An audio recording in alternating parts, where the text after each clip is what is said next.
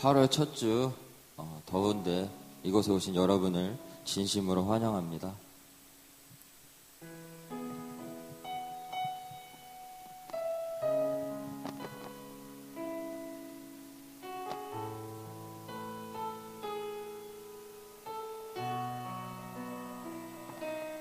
여호와 나의 목자 내게 부족 없네. 푸르른 초장 위에 나의 몸 누이시네. 선한 목자 오 나의 목자여. 생수가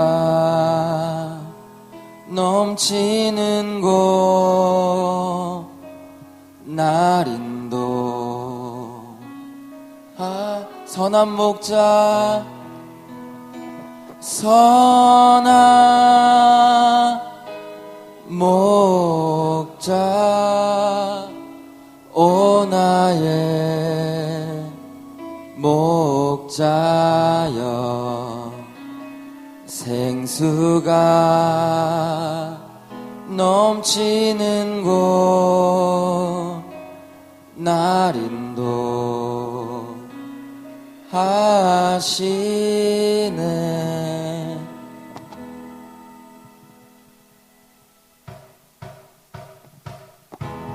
우리 오랜만에 일어나서 찬양해볼까요? 다같이 박수 치시면서 신나게. 여호와 나의 목자. 여호와 나의 목자 내게 부족 없네. 푸르른 초장 위에 나의 몸 누이신 선한 목자 오 나의 목자여. 생수가 넘치는 곳 날인도 하시네.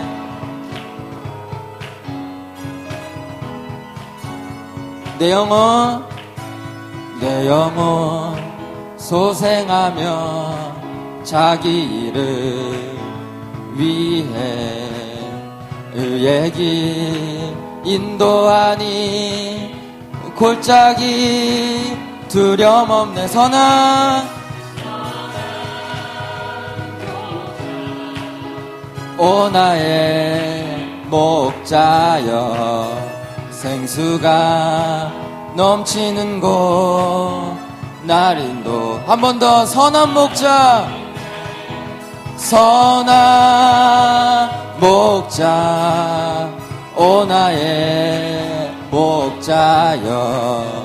생수가 넘치는 곳 날인도 하시네.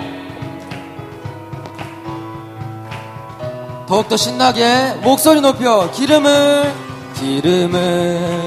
머리 위에 부으시는 주님.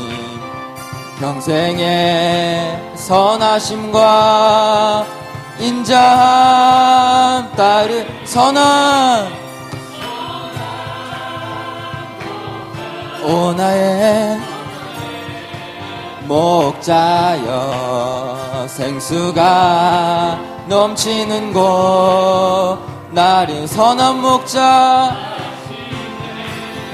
선한 목자 오 나의 목자여. 생수가 넘치는 곳 날인도. 마지막 선한 목자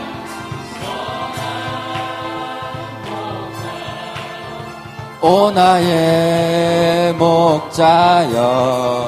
생수가 넘치는 곳. 우리 주님과 함께 갑시다. 한 걸음 한 걸음, 한 걸음 한 걸음 주 예수와 함께 날마다 한 걸음 한 걸음 한 걸음 주 예수와 함께 날마다 우리 한 번 더 찬양합시다. 한 걸음 한 걸음 한 걸음 주 예수와 함께 날마다 우리 마지막으로 한 걸음 한 걸음 한 걸음 주 예수와 함께 날마다 우리는 걷겠네. 우리 선한 목자 되신 주님께 영광의 박수 올려드립시다.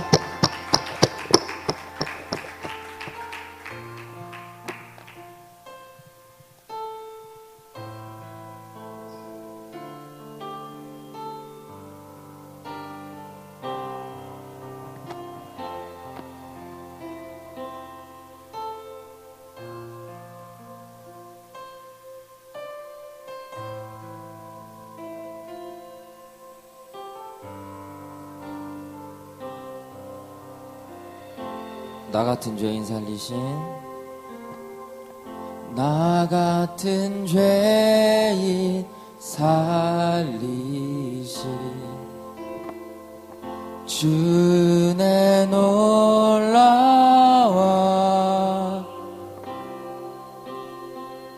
잃었던 생명 찾았고 광명을 얻었네. 큰 죄악에서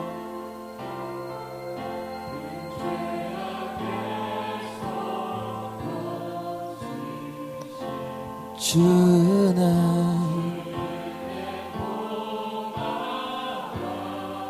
나 처음 믿은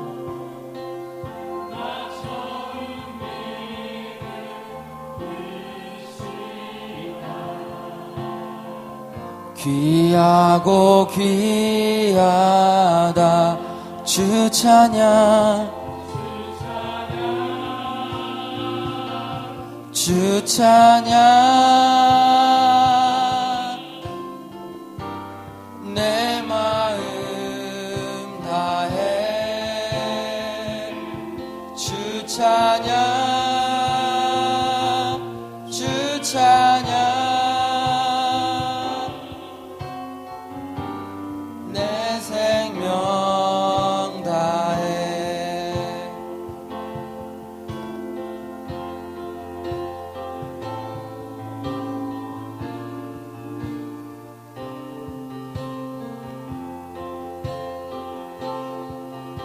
이제껏 내가 산 것도 이제껏 내가 산 것도 주님의 은혜라. 또 나를 장차 본향에 인도해 주시. 거기서 우리 영원히, 거기서 우리 영원히 주님의 은혜로 해처럼 밝게 살면서 주 찬양하, 주 찬양, 주 찬양, 주 찬양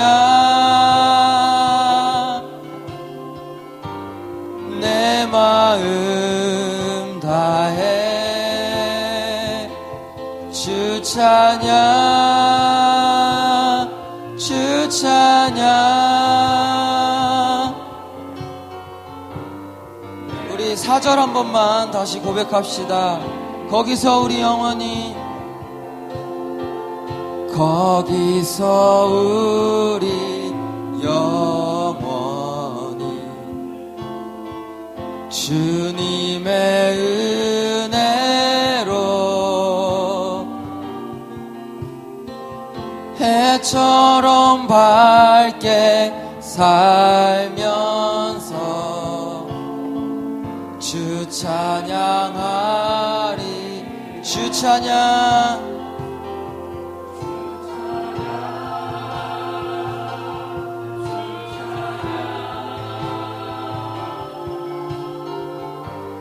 내 마음 다해 주 찬양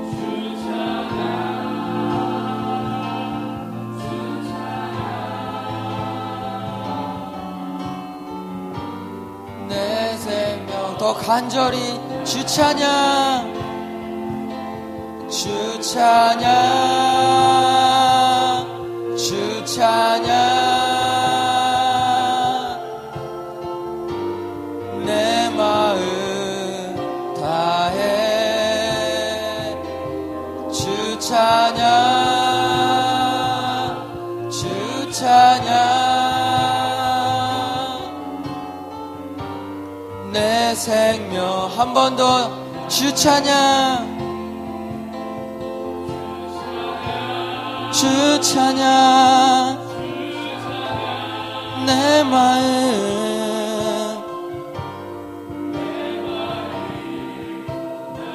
주 찬양 주 찬양 내 생명 마지막으로 주 찬양 주 찬양 주 찬양 주 찬양 내 마음 다해 주 찬양 주 찬양 내 생명 다해. 우리 이 시간 기도하며 고백합시다. 나 같은 이 벌레만도 못한 죄인을 주님의 보혈로 살려주셔서 감사합니다. 주여 그 은혜를, 그 크신 은혜를 감사하며 살아갈 수 있도록 우리 이 시간 주님 한번 부르짖고 주님께 고백하며 기도합시다. 주여!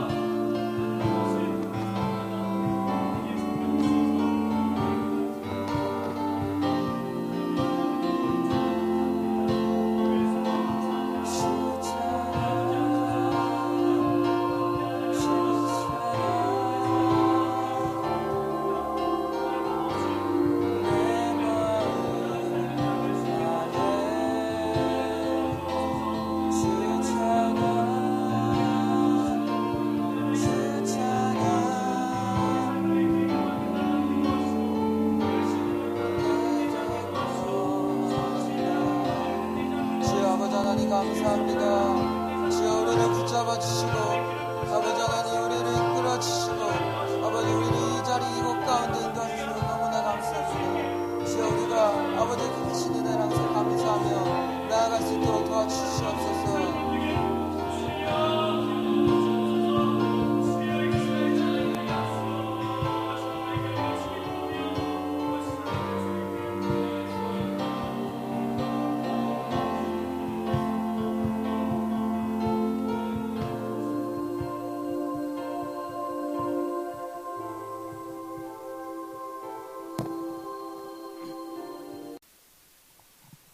팔 절부터 11절까지 한 목소리로 함께 성경을 읽도록 하겠습니다.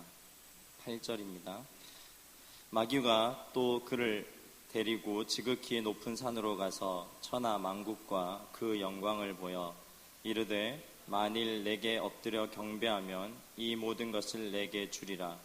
이에 예수께서 말씀하시되 사탄아 물러가라. 기록되었으되 주 너의 하나님께 경배하고 다만 그를 섬기라 하였느니라. 이에 마귀는 예수를 떠나고 천사들이 나와서 수종드니라. 아멘.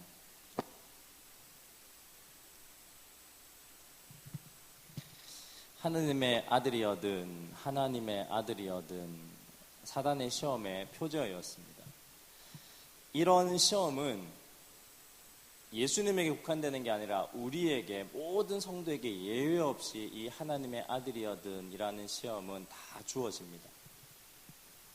첫 번째 시험, 돌을 떡덩이가 되게 하라고 돌에게 명령하라고 한 시험은 뭐냐면 바로 인생을 명령하는 자로 살아가라라는 권력욕에 대한 경고입니다. 신앙은 명령하는 자로 살아가는 게 아니라 말씀에 따라 사는 자요, 나아가 하나님의 말씀에 순종으로 반응하는 게 신앙입니다.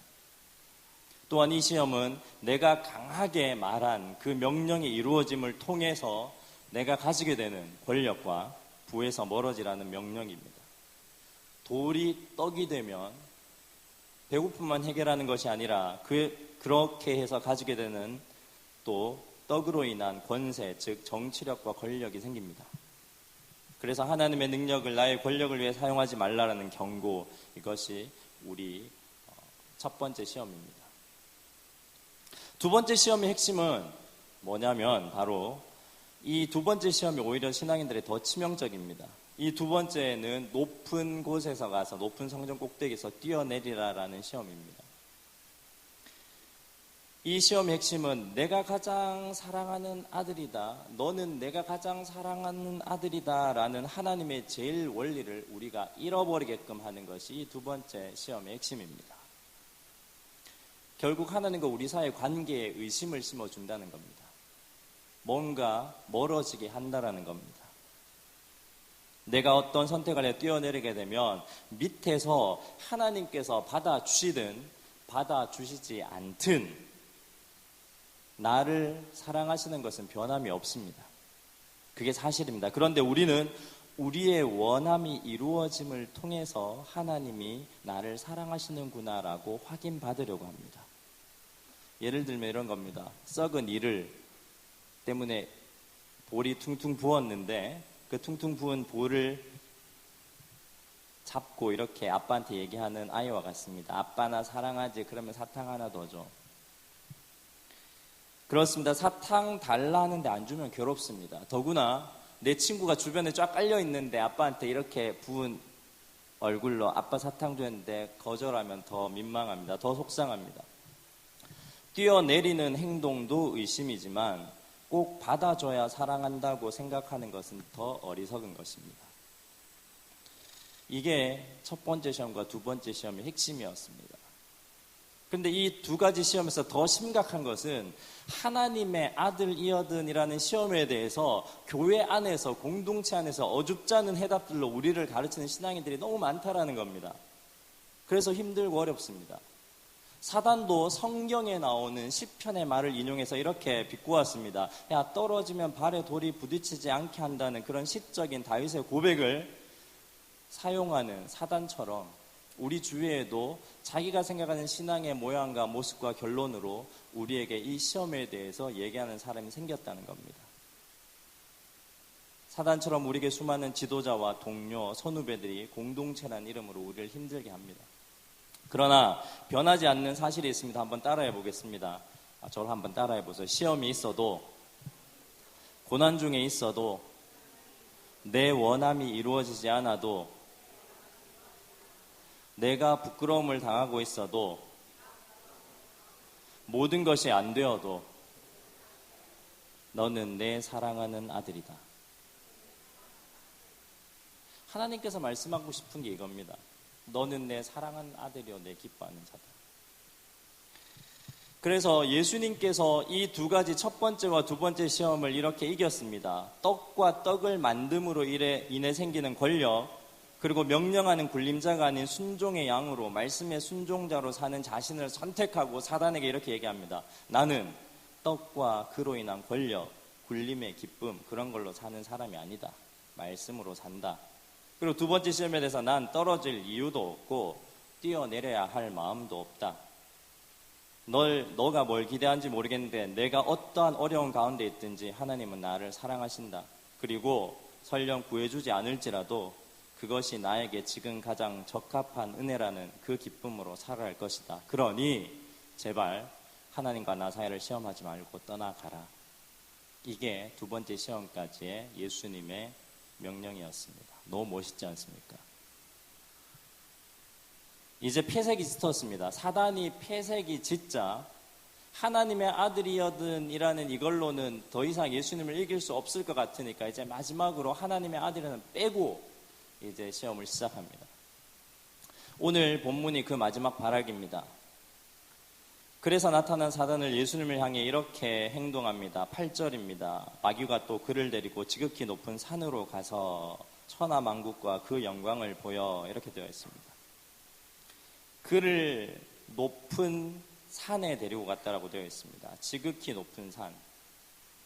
지극히 높은 산이라는 표현은 히브리서에서 나오는 표현인데 히브리에는 지극히 높은 산, 지극히 높은 곳, 그러니까 천국을 의미하는 겁니다. 그만큼 좋다라는 겁니다. 그리고 다른 복음서에서는 이 단어를 자랑할 만한이란 뜻으로 사용합니다. 그러니까 지금 사단을 높은 산으로 데려갔다는 게 뭐냐면 눈이 휘둥그레질 정도로 자랑할 만한 것이고 천국처럼 좋은 곳으로 데려갔다는 겁니다. 이걸 좀 쉽게 표현을 하면 그겁니다. 우와, 이 한마디로 하면 됩니다. 갔는데 우와, 그런 생각이 드는 곳으로 데려갔다는 겁니다. 높은 곳으로 데려갔다, 이 데려가다라는 말도 우리 말로 번역은 데려가다라고 번역을 했는데 성경에 이 단어가 두 번 더 쓰입니다.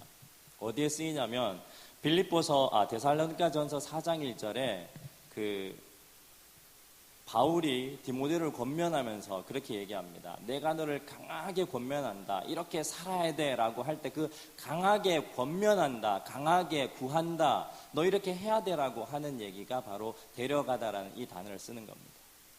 또 이 단어가 쓰이는 게 요한복음 19장 16절에 보면 예수님이 마지막 그 군중들에 휩싸여가지고 그 빌라도 앞에서 많은 군중들이 그 사람을 놓아주어라 그렇게 얘기할 때 이 빌라도가 예수를 그들에게 내어주니라 그 소리 지르는 바라바를 살리고 예수를 죽이라는 그 사람들에게 예수를 내어주니라 넘겨주니라 할 때 이 데려가다라는 이 단어를 씁니다.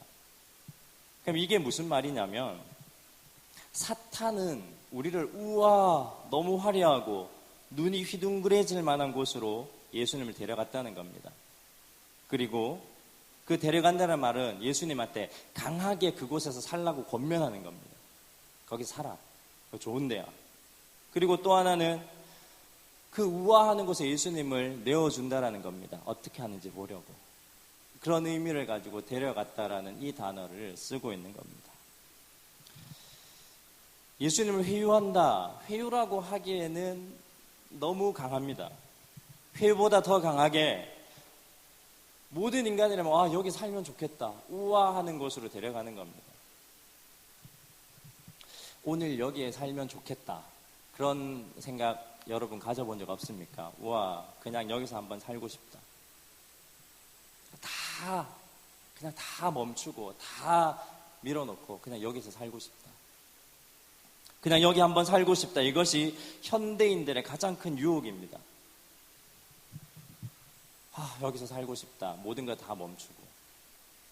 성경에는 이 유혹을 어떻게 표현하냐면 내가 9절에 네가 엎드려 경배하면 이 모든 것을, 이 화려한 것을, 우아하는 것을 너에게 주리라 라고 그렇게 표현합니다. 너에게 주리라, 모든 것을 주리라 라고 한 이 표현을 그냥 성경에 있는 그 쓰여진 말로 이렇게 해석해 보면 이렇습니다. 모두 너에게, 모두 내가 준다. 그러니까 모든 것을 너에게 주노라 라는 우리의 이렇게 자연스러운 문장인데 성경 원문에는 모두 너에게, 모두 내가 준다. 그렇게 되어 있는 겁니다. 이 말이 뭐냐면 세 번째 가장 강력한 유혹인데 이게 뭐냐면 사단이 예수님한테 와서 하나님의 아들이어든 이걸로는 성공 못할 것 같으니까 마지막 가장 강력한 시험이 뭐냐면 야, 너 내 아들 하자 이겁니다. 너 내 아들 하자. 모두 너에게 모두 내가 준다. 이런 것이 아들의 특권입니다. 누가복음 15장에 보면 예수님이 돌아온 둘째 아들의 비유에서 형이 막 옆에서 왜 동생 왔는데 나한테는 그렇게 안 해주셨습니까? 그렇게 얘기할 때 아버지가 첫째 아들 그렇게 얘기합니다. 얘 너는 나와 함께 있으니 내 것이다 네 것이 아니냐 그렇게 표현합니다. 이게 아들의 특권입니다. 모든 아버지의 것은 아들 것입니다. 아버지 것은 아들의 것이다. 이것이 아들의 특권입니다. 이건 조건이 붙는 게 아닙니다. 아비는 자식을 위해서 생명을 바칩니다. 성경에서 누가 생선을 달라 하면 뱀을 주고 누가 떡을 달라 하면 돌을 주겠느냐. 하물며 하늘에 계신 너희 아버지일까 보냐. 아버지, 아들이라는 것은 아버지는 이렇게 목숨을 버리고 자신의 사랑을 확증합니다. 한 3주 전에 그 유튜브에 영상이 하나 올라왔었는데 감동을 준 영상이라고 봤는데 어미 쥐가 뱀하고 공격하는 장면이 있습니다. 근데 가만히 보니까 새끼 쥐가 뱀에게 물려서 질질 도로로 끌려가고 있는데 엄마 쥐가 그 새끼 쥐를 살리기 위해서 뱀을 공격합니다. 근데 결국은 그 뱀이 그 아이를 놓고 갑니다. 아비들은 이렇게 목숨을 버리고 자신의 사랑을 확증하고 대가를 바라지 않습니다. 사실 성경에 보면 예수님을 그렇게 화려한 곳으로 데려갔다라고 하는 것은 예수님을 내 아들로 만들었을 때 너 내 아들 하자라고 했을 때 예수님이 예스 하게만 하면 이걸 다 준다라고 했던 겁니다. 근데 우리가 여기서 굉장히 놀라운 것을 발견해야 되는데 사단의 아들이 되는 것, 사탄의 아들이 되는 것에 대해서 주어지는 것은 엄청나게 화려한데 물론 하나님이 주시는 하나님의 아들도 주어지는 것도 있지만 화려한데 그 대가가 너무 엄청나다라는 겁니다. 그 대가가 오늘 말씀에 뭐라고 되어 있냐면 이렇게 되어 있습니다. 그를 지극히 높은 산으로 가서 다 보여주고 이르되 9절에 만일 내게 엎드려 경배하면 이라고 되어 있습니다. 탕자에게 첫째 형이 얘기했을 때 아버지가 첫째 아들에게 한 얘기는 하나밖에 없습니다. 너는 나하고 같이 있잖아. 그러니까 하나님께서는 아들이 되는 근거를 어디에 두냐면 같이 있는 거에 두는 겁니다. 조건이 아닙니다. 내가 너하고 있으니까 넌 내 아들이잖아. 그래서 내 거 다 네 거잖아. 이렇게 얘기하는 게 복음이라면 사단은 너무 화려하기 때문에 너무 좋은 거고 우리의 눈이 휘둥그레질 만한 거기 때문에 이걸 까마득하게 잊게 만든다는 겁니다. 사탄과 함께 있어서 그것을 주는 게 아니라 사단에게는 섬기고 복종하고 노예처럼 살아야 된다는 겁니다. 그 대가를 치러야 되는데도 불구하고 너무 세상에 화려하니까 거기에 예스 한다라는 겁니다. 사람들이. 사탄은 우리에게 자신의 세계와 가치관의 하수인이 되라고 강요합니다. 그래서 그 법칙을 따르는 자에게만 내 아들 될 수 있다. 그리고 내가 너에게 다 줄게라고 얘기한다는 겁니다. 그래서 에베소서 2장 1절은 이 세상의 공중권세 잡은 자를 사단이라고 합니다. 왜 이렇게 성경은 세상을 비관적으로 비판적으로 보느냐 할 수 있지만 이게 성경에서 말하는 사실입니다. 왜 우리는 이 특별한 사실, 아들이 되려면 조건이 필요하다라는 것에 거부감이 없이 살아가는지 아십니까? 원래 아들이 되는 것은 조건이 있는 게 아닙니다. 아버지가 나를 아들로 하면 아들인 겁니다. 내가 너하고 옆에 있잖아. 그럼 내 아들이야. 내 거 다 너 거야. 이게 하나님의 복음의 방식입니다. 근데 사단은 너 날 섬겨야 돼. 경배해야 돼. 내 가치관을 따라와야 돼. 내 명령에 따르고 살아야 돼. 그런데 왜 이 특별한 사실, 아들이 되려면 조건이 필요하다라는 것을 거부감 없이 살아가는지 아십니까? 이는 바로 이 조건을 상쇄할 만큼 화려하고 높고 부러운 세상 권력이 주어지기 때문입니다. 단적인 예를 한번 들어보면요. 교회 봉사를 몇 시간이나 열심히 하고 교회 열심히 섬겨서 그렇게 느끼는 기쁨보다 당장 여기에서 제가 여러분에게 10억을 주면 그게 더 기쁩니다. 막 그런 마음의 뿌듯함보다 진짜 10억을 주면 그게 더 기쁠 겁니다. 그러니 10억 위에 달려가는 게 더 의미 있어 보이고 그 정도면 이것도 할 수 있어라고 청소년한테 2011년입니다. 벌써 4년 전인데 설문을 했지 않습니까? 한겨레에서 얼마를 주면 영혼을 팔 수 있겠습니까? 중학교 3학년들이 7.8억 평균 5천 명이 설문해 줬는데 7.8억의 영혼을 판답니다. 세상 권력을 받기 위해 세상에 엎드릴 것인가, 아니면 지금 내가 가지고 있는 연약한 힘들을 나눠줄 것인가, 이게 하나님의 아들로서 우리에게 선택하라는 세 번째 시험입니다. 이 시험은 사단은 너 내 아들 되면 내가 다 줄게라는 이 시험이었지만, 현대를 살아가는 우리들에게는 예수님의 마음이 우리의 시험과 똑같은 겁니다. 예수님의 마음은 그겁니다. 세상 권력을 다 얻기 위해 내가 세상에 엎드릴 것인가, 아니면 내가 가지고 있는 이 연약한 인간의 힘들을 나눠줄 것인가. 그래서 후자가 예수님께서 말씀하시는 결론입니다. 그래서 오늘 4장 9절이 이렇게 되어 있습니다.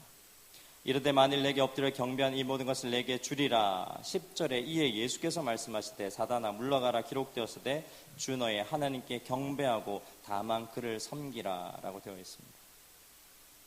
하나님께 엎드리고 하나님만 섬기라는 말은 다름 아니라 세상의 힘과 권력을 얻기 위해 세상에 엎드릴 것인가, 아니면 가진 힘에 감사하고 그 작은 힘이라도 나누고 그 말씀에 순종할 것인가를 선택하라는 예수님의 우리를 향한 권면입니다.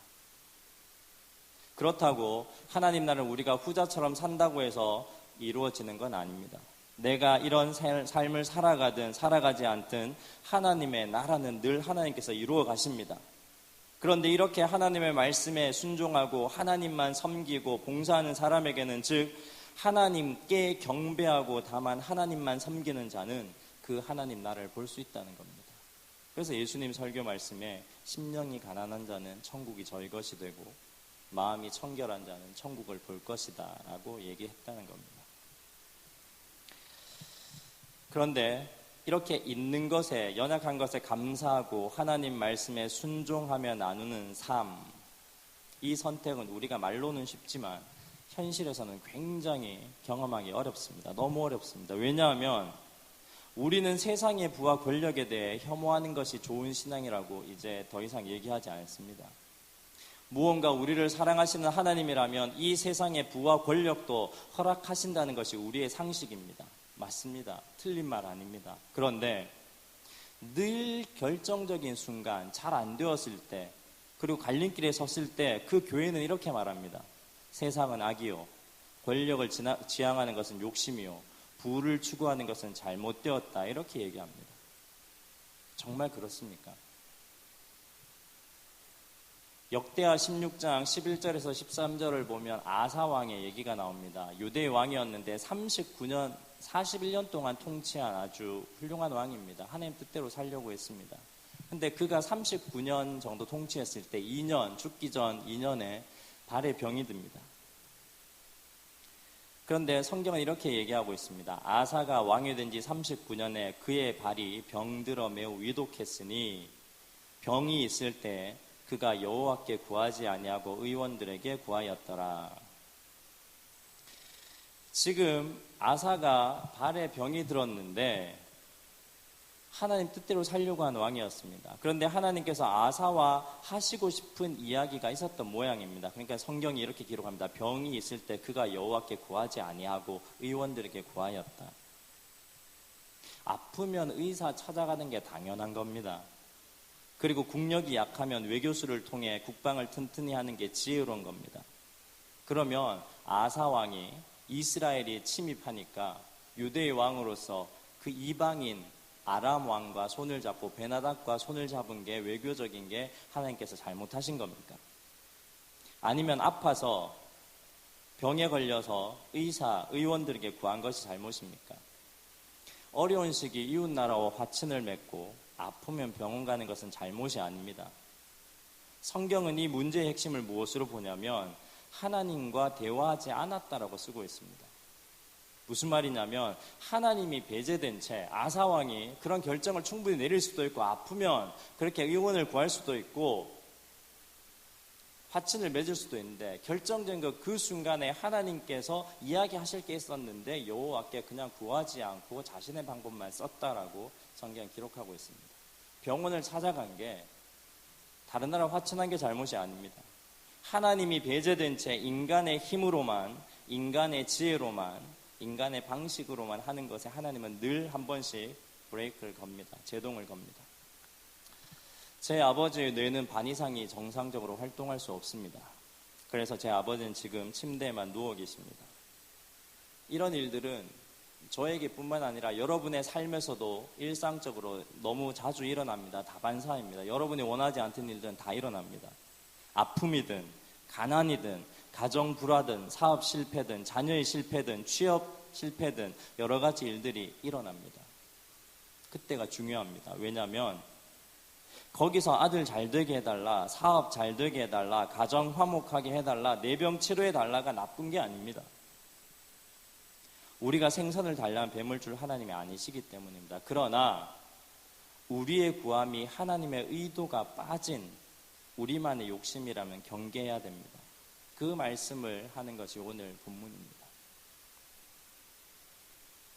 침대에만 누워 계신 제 아버지, 저희 아버지는 정말 하나님의 일에 누구보다 열정이었습니다. 교회를 5개나 세우셨습니다. 부흥되면 더 시골로 들어갔습니다. 그런데 그 은퇴한 노년이 침대에서만 누워 지냅니다. 저는 아버지의 생각이, 하고 싶은 말이, 하고 싶은 행동이 무엇인지 알지 못합니다. 그런데 하나님은 분명히 아버지와 지금 대화하시기를 원하실 것이라는 확신이 있습니다. 제 아버지를 병상에 누워있게 하신 것은 다름이 아니라 그곳에서도 하나님은 저희 아버지에게 나만 섬기고 나를 예배하라는 하나님의 부르심을 듣게 되는 그런 병상의 침대라고 저는 확신을 합니다. 그러니 이 설교를 듣고 있는 우리 청년들 그리고 성도님들, 건강한 지금, 그래도 먹고 살만한 지금, 세상이 말하는 화려함에 순응해서 지금 삶에 만족 못해서 그것 한 번 더 누리고 싶어서 그 돈에, 그 일에, 그 상사에게, 그 세상에 엎드려 절하는 우리가 아니라 예전에 영화의 대사처럼 우리가 돈이 없지 가오가 없냐는 정신이 좀 살아났으면 좋겠습니다. 그래서 지금 제가 가진 부족한 것으로, 우리가 가진 부족한 것으로, 나에게 없는 그런 연약한 모습으로 하나님과 대화하기를 원합니다. 이것이 예수님을 통해서 우리 삶에 얘기하는 가장 중요한 3번째 시험입니다. 여러분이 세상에서 너무나 가지고 싶은, 우와, 여기에서 머물고 싶다, 여기서 살고 싶다 라고 하는 그런 세상의 화려한 바람들을 앞에 두고 그래도 최소한 이렇게는 한번 기도해야 되지 않겠습니까? 하나님, 쪽팔립니다. 저는 신앙인이라고 자부했는데 큰 집, 큰 돈, 큰 직장, 야학, 술수, 편법, 그래서 눈이 휘둥그레질 세상의 힘을 보니 마음이 흔들리네요. 그러나 하나님, 지금 제가 가진 것, 초라한 것, 이것을 통해, 나의 자리를 통해, 나의 삶을 통해 하나님만 섬기고 하나님만 예배할 수 있는 일이 뭐 없을까요? 제가 돈이 없지 가옥까지 버리면 안 되잖아요. 같이 한번 기도하겠습니다.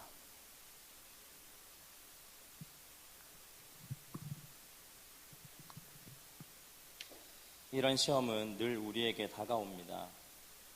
예수님은 이 시험에서도 이겨내시고 이에 마귀는 예수를 떠납니다. 이 시험은 여러분을 영원히 괴롭히는 것이 아닙니다. 시험은 평생 당하는 게 아닙니다. 떠날 수 있습니다. 왜? 하나님을 믿고 의지하고 내가 하나님께 말씀에 순종하여 그렇게 살겠다 결단하면 그때 마귀가 떠납니다. 그리고 천사들이 나와 수종든다. 여러분이 하나님과 동행해서 하나님 나라를 볼 수 있다는 겁니다. 같이 기도합시다. 하나님 자녀로 살아가는